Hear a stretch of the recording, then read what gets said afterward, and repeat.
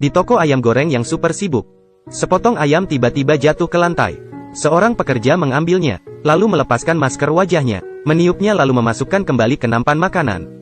Kurir yang menunggu di luar melihatnya.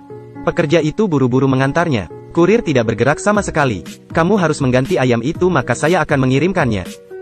Tidak ada pilihan, pekerja itu harus menggantinya. Karena kurir ini menunda waktu pengiriman. Bahkan menyinggung penjualnya, lain kali mereka mungkin akan membuatnya lebih lambat. Dia juga tidak akan dihargai atas jasanya. Hal semacam ini tidak memiliki keuntungan. Kebanyakan orang tidak akan melakukannya. Tapi tidak begitu untuknya, dia tidak mau mengambil keuntungan untuk dirinya sendiri. Karena dia percaya ini hal yang benar. Hari ini dia adalah peran utamanya. Film ini adalah film lokal mengenai seorang kurir. Dan juga berhubungan dengan kisah perjuangan kelas bawah Cina. Film ini akan membuat Anda merasa empati dan bahkan membuat Anda menangis. Juga memiliki judul yang sangat keren. Chinese Fighting Man. Dalam pandangan banyak orang, Tuan Li itu sangat bodoh. Ketika dia bertemu dengan rekannya yang diganggu oleh seorang pria yang sombong. Dia tidak membiarkannya. Dia berdiri untuk membantu temannya. Pria kasar itu mengkritik mereka bahwa semua kurir adalah lalat. Bahkan ingin berkelahi. Tapi dia tidak menyangka bahwa Tuan Li adalah seorang prajurit sebelumnya. Tuan Li menendangnya sampai ia tidak bisa bangun lagi. Ketika di kantor polisi, karena ulah Tuan Li, dia harus membayar apa yang ia lakukan. Malam itu, istrinya sangat khawatir. Karena hasil tes putri mereka menunjukkan bahwa ia memiliki masalah jantung. Biaya operasinya 200.000 RMB. Pasangan ini telah 3 tahun bekerja keras di Beijing. Tabungan mereka hanya 50.000 RMB. Karena ulahnya, mereka harus membayar 100.000 RMB. Tidak ada yang bisa menanggung ini. Kemalangan tidak pernah datang sendiri. Ada beberapa orang tiba-tiba masuk ke sana. Itu adalah pemilik rumah yang membawa tamu baru datang untuk melihat tempat itu. Mereka benar-benar mengabaikan kehadiran keluarga Tuan Li. Semua ini terjadi karena Tuan Li tidak mampu membayar sewa.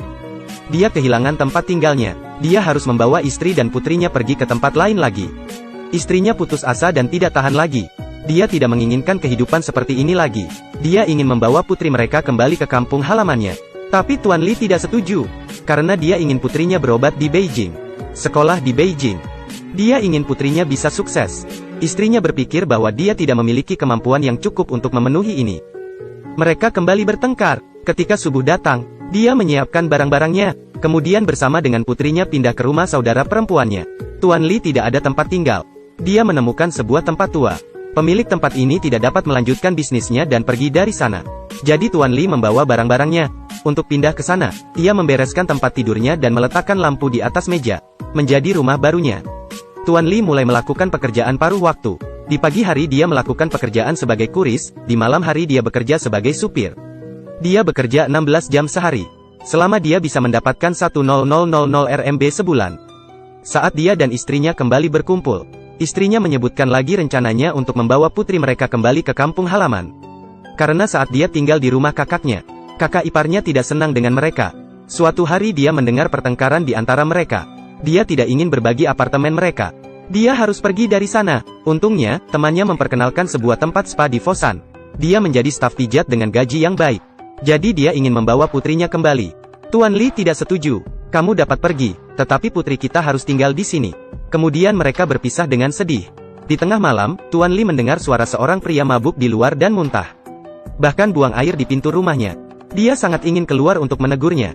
Tapi sekarang dia memiliki tanggung jawab yang sangat besar. Dia tidak mau mengambil resiko. Semakin sedikit masalah, semakin baik. Setelah itu, istrinya tidak mau berdebat. Menyerahkan putrinya pada Tuan Li, lalu pergi ke kota di selatan sendiri. Sang putri mengikuti Tuan Li ke rumah tua itu. Saya tahu bagaimana masuk ruangan tanpa mengantri. Saya tahu kantor mana yang menunggu makan siang. Saya bahkan dapat mengingat waktu setiap lampu lalu lintas. Setiap pelanggan dan bangunan di area yang sudah ia kenal. Setiap hari saya dapat mengirimkan setidaknya 60 pesanan. Setiap pesanan tidak bisa lebih dari 10 menit. Setiap hari mengirim pesanan dengan sepeda motornya. Mulai dari jam 7 pagi. Sebelum pukul 7.40 dia harus mengirim putrinya ke sekolah. Pukul 4 sore menjemputnya lagi. Lalu mengirim pesanan hingga jam 8 malam. Pukul 8.10, ia mulai melakukan pekerjaan sebagai supir. Kemudian pulang bersama putrinya. Dia tidak punya banyak waktu untuk makan. Selalu makan terburu-buru sambil menunggu lampu lalu lintas. Kehidupan di dalam kamarnya juga tidak mudah. Banyak kendaraan berisik lewat di luar. Saat hujan langit-langit akan bocor. Tuan Li perlu mengambil ember. Melihat wajah sedih putrinya, Tuan Li ingin mengajarinya untuk tetap berpikiran positif. Jadi dia membuat sebuah perahu kertas. memasukkannya ke ember. Putrinya memiliki hari libur di akhir pekan. Tuan Li membawanya untuk bekerja. Pasangan ayah putri sederhana ini naik motor, terus bergerak maju di kota besar seperti Beijing. Bagian film ini sangat menyentuh. Ketika suatu hari, pesanannya telat diantar. Dia dimarahi oleh pelanggannya. Dia hanya bisa meminta maaf dengan lembut. Setelah beberapa saat putrinya memanggilnya, lalu mengusap keringat di wajahnya. Gadis kecil mulai memahami kesulitan ayahnya. Tanpa sadar dia bisa memperhatikan orang lain. Melihat wajah putrinya yang lucu, Tuan Li tahu bahwa dia harus terus bekerja. Tidak peduli apa yang terjadi. Saat ada pemilihan ketua kurir, Tuan Li ikut mendaftar. Dia memakai jas dan sangat gugup. Ketika diwawancara, pewawancara menyebutkan riwayatnya yang dinilai rendah dan banyak yang tertunda.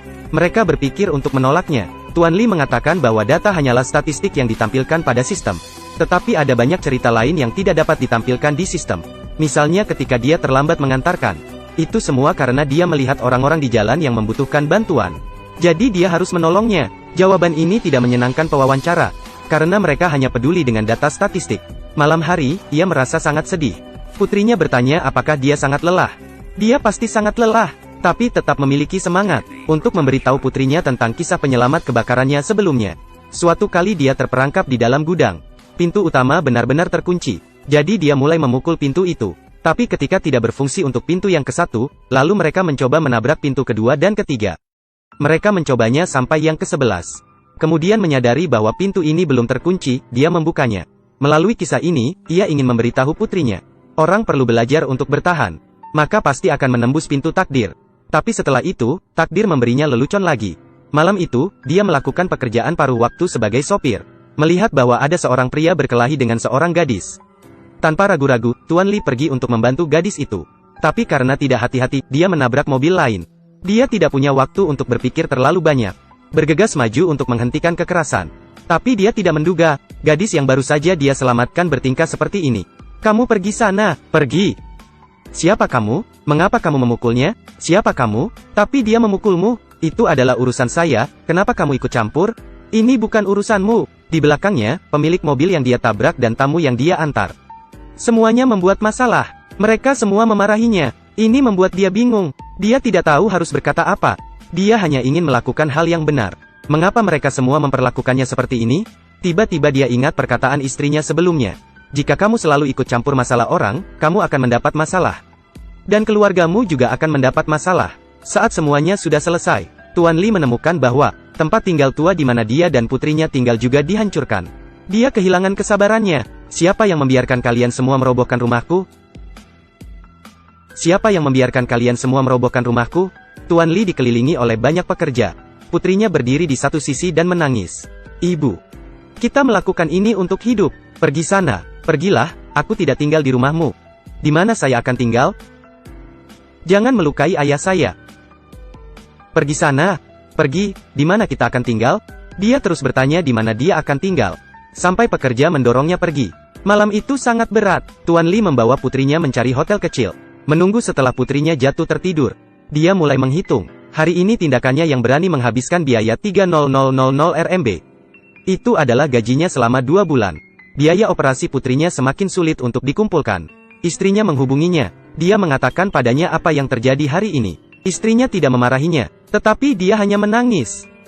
Jika putri kita tidak melakukan operasi, dia akan segera mati. Dia meletakkan teleponnya, tidak bisa berbicara sama sekali. Pada saat yang sama, ada berita di TV berbicara tentang seorang kurir. Menyerukan untuk memberi mereka lebih banyak manfaat dan kehormatan. Tuan Li tidak bisa mengendalikan dirinya sendiri. Dia mencoba untuk melindungi martabat sosialnya.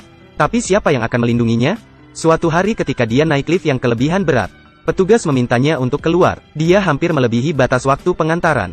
Dia melakukan upaya terbaiknya memanjat tangga. Kemudian dia menerima telepon yang mengatakan bahwa putrinya tiba-tiba pingsan. Ketika dia buru-buru ke RS, dokter menekankan bahwa dia harus menjalani operasi sekarang. Tuan Li harus pergi untuk meminjam uang di semua tempat. Tetapi ia juga tidak mungkin meminjam dalam jumlah besar. Kantornya juga memberinya peringatan. Jika ada lebih banyak keterlambatan saat pengiriman, mereka akan memecatnya. Dengan putus asa, Tuan Li dia mencari cara untuk menjual ginjal. Tapi tidak ada jalan, tidak ada harapan. Bagaimana untuk membereskan masalah ini? Kali ini ujian untuk Tuan Li telah sampai pada titik yang paling kritis. Suatu hari Tuan Li melihat seorang anak menggantung di luar gedung. Anak itu hampir jatuh, sangat mendesak. Apakah kali ini dia akan meninggalkannya? Tidak, dia tidak akan. Tanpa ragu-ragu, Tuan Li bergegas ke keramaian dan mengambil talinya. Sebagai mantan petugas pemadam kebakaran, dia turun dari atap ke posisi sang anak dan menyelamatkannya. Ketika mereka turun ke bawah dengan tali, tangan Tuan Li berlumuran darah. Pesanan pengirimannya juga telat lama. Dia cepat-cepat mengantar pesanan, bahkan tidak meninggalkan namanya. Seperti yang ia sudah pikirkan, karena pesanan pengiriman tertunda. Ia dimarahi, semua makanan dikembalikan oleh pelanggannya. Bukan hanya kerugian yang ditanggung olehnya, tapi dia juga kehilangan pekerjaannya.